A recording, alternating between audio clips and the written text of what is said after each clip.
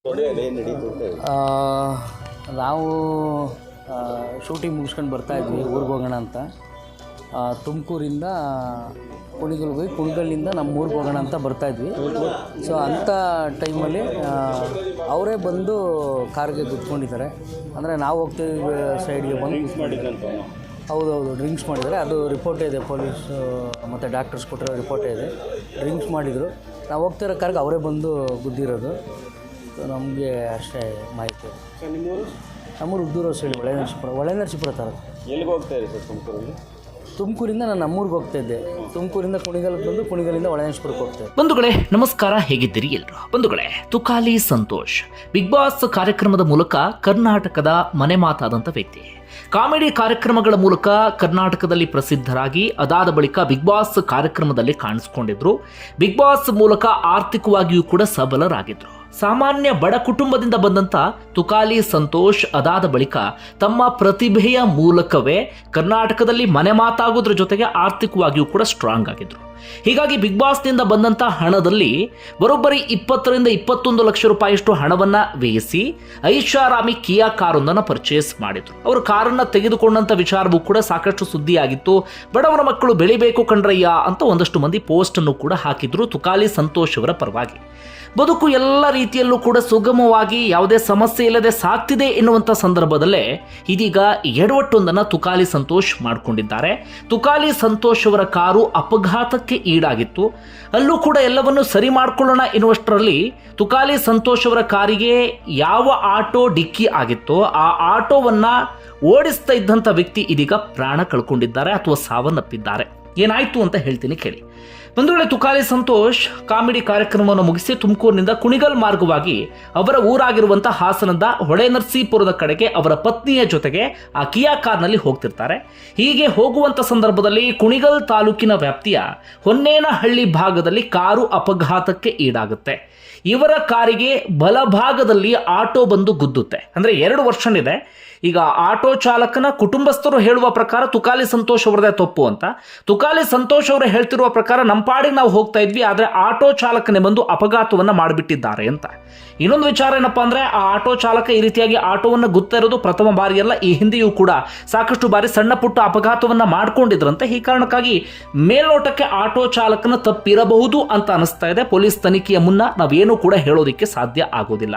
ಅದರಲ್ಲೂ ಕೂಡ ಆಟೋ ಚಾಲಕ ಆಲ್ಕೋಹಾಲ್ ಅನ್ನ ಸೇವನೆ ಮಾಡಿದ್ದಾರೆ ಅಂತ ತುಕಾಲಿ ಸಂತೋಷ್ ಆರೋಪವನ್ನು ಮಾಡಿದ್ರು. ಅಂತಿಮವಾಗಿ ವೈದ್ಯರ ಪ್ರಾಥಮಿಕ ವರದಿಯಲ್ಲೂ ಕೂಡ ಅದು ಪ್ರೂವ್ ಆಗಿದೆ, ಆಲ್ಕೋಹಾಲ್ ಅನ್ನ ಸೇವನೆ ಮಾಡಿದ್ರು ಅಂತ. ಒಟ್ಟಾರೆಯಾಗಿ ಕಾರು ಅಪಘಾತ ಆಗತ್ತೆ. ತಕ್ಷಣವೇ ಆ ಜಗದೀಶ್ ಎನ್ನುವಂಥ ವ್ಯಕ್ತಿಯನ್ನ ಕೋಡಿಹಳ್ಳಿ ಪಾಳ್ಯದವರು, ಅವರು ಕುಣಿಗಲ್ನ ಕೋಡಿಹಳ್ಳಿ ಪಾಳ್ಯ ಗೇಟ್ ಇದೆಯಲ್ಲ ಆ ಭಾಗದವರು, ಹೆಚ್ಚು ಕಡಿಮೆ 41 ರಿಂದ 42 ವಯಸ್ಸಿನ ಆಸುಪಾಸು ಜಗದೀಶ್ವರನ್ನ ಆಸ್ಪತ್ರೆಗೆ ದಾಖಲಿಸಲಾಗಿತ್ತು. ಜಗದೀಶ್ವರಿಗೆ ಚಿಕಿತ್ಸೆಯೂ ಕೂಡ ಮುಂದುವರಿತಾ ಇತ್ತು. ಮೇಲ್ನೋಟಕ್ಕೆ ಗಾಯ ಆದ ರೀತಿಯಲ್ಲಿ ಕಾಣಿಸ್ತಾ ಇತ್ತು, ತೀರಾ ಗಂಭೀರ ಎನ್ನುವಂಥ ಸ್ಥಿತಿಯಲ್ಲಿ ಇಲ್ಲ. ಹೀಗಾಗಿ ತುಕಾಲಿ ಸಂತೋಷ್ ಕೂಡ ಸ್ವಲ್ಪ ಮಟ್ಟಿಗೆ ರಿಲ್ಯಾಕ್ಸ್ ಆಗಿಯೇ ಇದ್ರು, ಏನು ಬಹಳ ದೊಡ್ಡ ಸಮಸ್ಯೆ ಆಗಿಲ್ಲ ಅಂತ ಹೇಳಿ. ಆದರೆ ಇವತ್ತು ಬೆಳಿಗ್ಗೆ ತುಕಾಲಿ ಸಂತೋಷ್ ಅವರಿಗೆ ಅತ್ಯಂತ ಕೆಟ್ಟ ಸುದ್ದಿ ಬಂದಿದೆ. ಅಪಘಾತಕ್ಕೆ ಈಡಾಗಿದ್ದಂಥ ಜಗದೀಶ್ ಇದೀಗ ಸಾವನ್ನಪ್ಪಿದ್ದಾರೆ. ಅವನ್ನ ಉಳಿಸೋದಕ್ಕೆ ವೈದ್ಯರು ಎಲ್ಲ ರೀತಿಯಾದಂಥ ಪ್ರಯತ್ನ ಪಟ್ಟರು ಕೂಡ ಜಗದೀಶ್ ಅವರನ್ನ ಉಳಿಸ್ಕೊಳ್ಳೋಕೆ ಸಾಧ್ಯ ಆಗಿಲ್ಲ. 41 ರಿಂದ 42 ವರ್ಷ ವಯಸ್ಸಿನ ಜಗದೀಶ್ ಇದೀಗ ಸಾವನ್ನಪ್ಪಿದ್ದಾರೆ. ಸಹಜವಾಗಿ ತುಕಾಲಿ ಸಂತೋಷ್ ಅವರಿಗೂ ಕೂಡ ಇದೀಗ ಸಂಕಷ್ಟ ಶುರು ಆದಂತಾಗಿದೆ. ಇನ್ನು ಜಗದೀಶ್ ಅವರ ಕುಟುಂಬಸ್ಥರು ಇದೀಗ ಕಣ್ಣೀರು ಹಾಕ್ತಾ ಇದ್ದಾರೆ. ಕಾರಣ ಇಡೀ ಕುಟುಂಬ ಆ ಆಟೋವನ್ನ ನಂಬಿಕೊಂಡೆ ಅಥವಾ ಜಗದೀಶ್ ಅವ್ರನ್ನ ನಂಬಿಕೊಂಡೆ ಬದುಕನ್ನ ಸಾಗಿಸ್ತಾ ಇತ್ತು. ಇನ್ನು ಆಕ್ಸಿಡೆಂಟ್ ಆಗ್ತಿದ್ದ ಹಾಗೆ ಜಗದೀಶ್ ಅವರ ಫ್ಯಾಮಿಲಿಯವರು ಯಾರು ಕೂಡ ಆಸ್ಪತ್ರೆಗೆ ಬಂದಿರಲಿಲ್ಲ. ಯಾಕಂದ್ರೆ ಜಗದೀಶ್ ಅವರ ಕುಟುಂಬಸ್ಥರು ಅಂದ್ಕೊಂಡಿದ್ರಂತೆ ಇದು ಪ್ರಥಮ ಬಾರಿ ಅಲ್ಲ, ಈ ಹಿಂದೆಯೂ ಕೂಡ ಒಂದಷ್ಟು ಬಾರಿ ಅಪಘಾತ ಮಾಡ್ಕೊಂಡಿದ್ದಂಥ ಕಾರಣಕ್ಕಾಗಿ ಏನೋ ಸಣ್ಣ ಪುಟ್ಟ ಸಮಸ್ಯೆ ಆಗಿರಬಹುದು ಅಂತ, ಆದರೆ ಇಷ್ಟು ಗಂಭೀರ ಆಗುತ್ತೆ ಅಂತ ಯಾರು ಕೂಡ ಯೋಚನೆ ಮಾಡಿರಲಿಲ್ಲ. ನಿನ್ನೆ ಅವರ ಫೋಟೋ ನೋಡುವಾಗ ಅಥವಾ ವಿಡಿಯೋ ನೋಡುವಾಗಲೂ ಕೂಡ ಯಾರಿಗೂ ಅನಿಸ್ತಾ ಇರಲಿಲ್ಲ. ಮುಖ ತರಚಿದ ಗಾಯ ಆಗಿತ್ತು, ಕಾಲು ಕೈಗೂ ಕೂಡ ಸಣ್ಣ ಪುಟ್ಟ ಗಾಯ ಆಗಿತ್ತು. ಆದರೆ ಅಪಘಾತ ಸಂದರ್ಭದಲ್ಲಿ ಒಳಪೆಟ್ಟು ಬಿದ್ದಿತ್ತು. ಅದು ಇದೀಗ ಜಗದೀಶ್ ಅವರ ಪ್ರಾಣಕ್ಕೆ ಕಂಟಕವನ್ನು ತಂದೊಡ್ಡಿದೆ. ಅವರು ಪ್ರಾಣವನ್ನು ಕಳ್ಕೊಂಡು ಬಿಟ್ಟಿದ್ದಾರೆ. ಇದೀಗ ಸಹಜವಾಗಿ ಆ ಕುಟುಂಬ ಆತಂಕದಲ್ಲಿದೆ. ಮುಂದೆ ಬದುಕು ಹೇಗೆ ಅಂತ ಯೋಚನೆ ಮಾಡುವಂಥ ಪರಿಸ್ಥಿತಿ ಎದುರಾಗಿದೆ. ಇತ್ತ ತುಕಾಲಿ ಸಂತೋಷ್ ಕೂಡ ಆತಂಕಕ್ಕೆ ಈಡಾಗಿದ್ದಾರೆ. ಬದುಕು ಚೆನ್ನಾಗಿ ಹೋಗ್ತಿದೆ ಎನ್ನುವಂಥ ಸಂದರ್ಭದಲ್ಲಿ ಹೀಗಾಗಿ ಹೋಯ್ತಲ್ಲ ಅಂತ. ಇದು ತುಕಾಲಿ ಸಂತೋಷ್ ಅವರ ಕಾರು ಅಪಘಾತಕ್ಕೆ ಸಂಬಂಧಪಟ್ಟಂತ ಸುದ್ದಿ. ಬಂಧುಗಳೇ, ನಾವಿಲ್ಲಿ ಅರ್ಥ ಮಾಡ್ಕೊಳ್ಬೇಕಾಗಿರುವಂಥ ವಿಚಾರ ಅಂದರೆ, ಈ ಅಪಘಾತ ಅನ್ನೋದು 2 ಕಡೆಯವರ ಬದುಕನ್ನು ಕೂಡ ಹಾಳು ಮಾಡಿಬಿಡುತ್ತೆ. ಒಂದು ಕಡೆಯಿಂದ ನೋಡಿ, ಈಗ ಜಗದೀಶ್ ಸಾವನ್ನಪ್ಪಿದ್ದಾರೆ, ಅವರು ಕುಟುಂಬ ಈಗ ತೀರಾ ಸಂಕಟಕ್ಕೆ ಈಡಾಗಿದೆ. ಮತ್ತೊಂದು ಕಡೆಯಿಂದ ಅಪಘಾತ ಮಾಡಿದಂಥ ತುಕಾಲಿ ಸಂತೋಷ್ ಕೂಡ ಆತಂಕಕ್ಕೀಡಾಗುವಂಥ ಪರಿಸ್ಥಿತಿ ಎದುರಾಗಿದೆ. ಕಾನೂನು ರೀತಿಯಲ್ಲಿ ಸಂಕಷ್ಟ ಎದುರಾಗಬಹುದು ಅಂತ. ಯಾರು ತಪ್ಪು ಯಾರು ಸರಿನೋ ಅದು ಪೊಲೀಸ್ ತನಿಖೆ ನಂತರ ಗೊತ್ತಾಗುತ್ತೆ.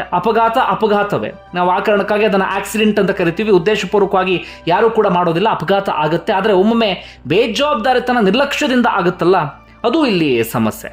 ಇಲ್ಲಿ ಆಟೋ ಚಾಲಕನ ಮೇಲೆ ಈಗ ಬಹುತೇಕ ತಪ್ಪನ್ನ ಹೊರಿಸಲಾಗ್ತಿದೆ ಅನ್ನೋಕ್ಕಿಂತ ಆಟೋ ಚಾಲಕನೇ ತಪ್ಪು ಎನ್ನುವಂಥ ಮಾತುಗಳು ಕೂಡ ಕೇಳಿ ಬರ್ತಾ ಇದೆ. ಆಲ್ಕೋಹಾಲನ್ನು ವಿಪರೀತವಾಗಿ ಸೇವನೆ ಮಾಡಿದ್ರು, ಆ ಕಾರಣಕ್ಕಾಗಿ ಅವರಿಗೆ ಆಟೋ ಕಂಟ್ರೋಲ್ ಸಿಕ್ಕಿಲ್ಲ ಅಂತ. ದಯವಿಟ್ಟು ನಾನು ಎಲ್ಲರಲ್ಲೂ ಕೂಡ ವಿನಂತಿ ಮಾಡ್ಕೊಳ್ತೀನಿ, ಈ ಆಲ್ಕೋಹಾಲನ್ನು ಸೇವನೆ ಮಾಡಿ ದಯವಿಟ್ಟು ನೀವು ವೆಹಿಕಲನ್ನು ಓಡಿಸಬೇಡಿ. ನೀವೆಂಥದ್ದೇ ಎಕ್ಸ್ಪರ್ಟ್ ಆಗಿರಬಹುದು, ಎಷ್ಟು ಚೆನ್ನಾಗಿ ನೀವು ಗಾಡಿಯನ್ನು ಚಲಾಯಿಸಬಹುದು, ಆದರೆ ಆಲ್ಕೋಹಾಲ್ ಇದೆಯಲ್ಲ, ಅದೊಮ್ಮೆ ನಶೆ ತಲೆಗೆ ಏರ್ತು ಅಂತಾದರೆ ನಿಮ್ಮ ಕಂಟ್ರೋಲ್ಗೆ ಸಿಗೋದಿಲ್ಲ.